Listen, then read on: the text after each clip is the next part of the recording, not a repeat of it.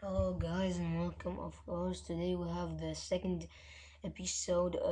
Welcome guys to my second channel. Today we have the second episode of Tire of a Wimpy Kid. Today we'll read the book on Google of course. Let's go on Google. Here we go.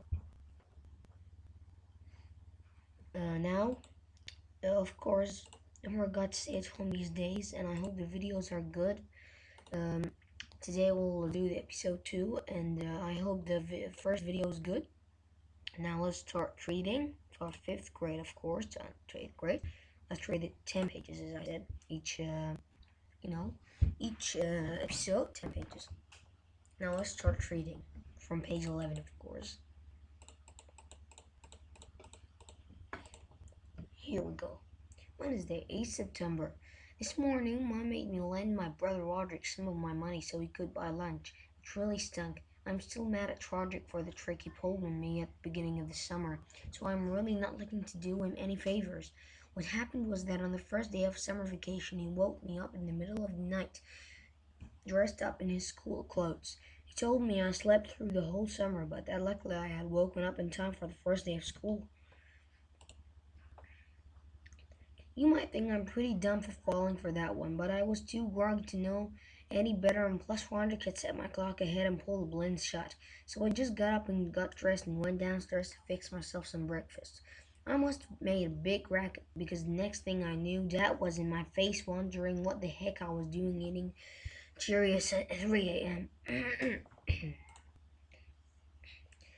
The thing about Dad when he comes downstairs late at night is that he's always just wearing a t-shirt and some boxer shorts. I don't know which is worse, getting yelled at or having to see your father in his underwear. I keep meaning to ask him to please put on some more clothes the next time he comes downstairs, but the right opportunity never comes up.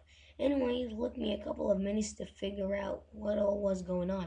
When I told Dad Roderick tricked me, Dad stomped on down to Roderick's room in the basement and I followed along.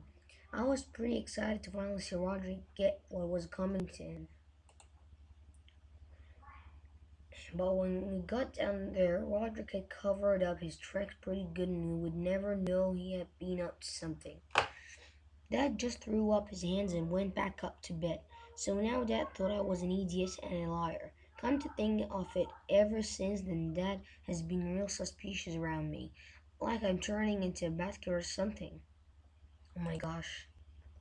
I'll put it to, I'll pull it to you this way. If I'm going to do something bad and take the heat like I did that night, you better believe I'm going to come up with something a lot more satisfying than eating a bowl of Cheerios in the middle of the night.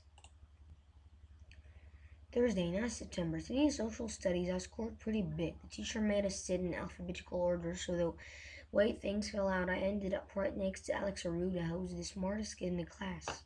He's super easy to copy off of because he always finishes his tests early and then just puts his paper on the floor next to him while he reads a science fiction novel or something.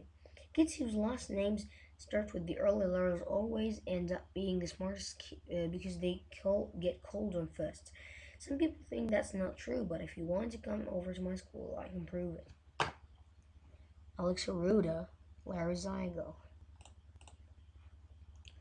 I can only think of one kid who broke the last name rule, and that's Peter Utager. He was the smartest kid until the middle of the 5th grade. That's when a couple of us started giving him a hard time about what is initial spelled every chance we got.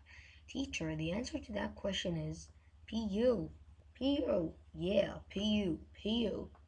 He doesn't raise his hand at all, which makes way for other kids to step forward and take the smartest kid title. What's P-U? P-U. I not understand. But let's see. I feel a little bad about the whole PU thing because I'm one of the guys who started it, but it's hard not to take credit for it whenever it comes up. I started that. I figured another good thing about writing this journal. When I'm famous, I can cash in on it. I just have to remember to keep it away from Manny, my little brother. If you have something valuable in the house, believe me, Manny will find a way to destroy it. Manny is Greg's little brother. Back before Manny came along, remember I was all excited about getting a little brother after all those years of Roderick being on me. I figured it was my turn to be a little higher totem pole. But being a big brother didn't turn out like I expected, so mom and dad protect me so I can't pick on him, even if he does something to tip me off. You know, Roderick was little, this photo. Roderick was kicking him, isn't it? Kicking him. But Greg's mom and dad realized their mistake and protected Manny from Greg now. Oh my gosh, Greg's not lucky. Plus, he's never gotten punished for anything, and believe me, he's deserved it a bunch of times.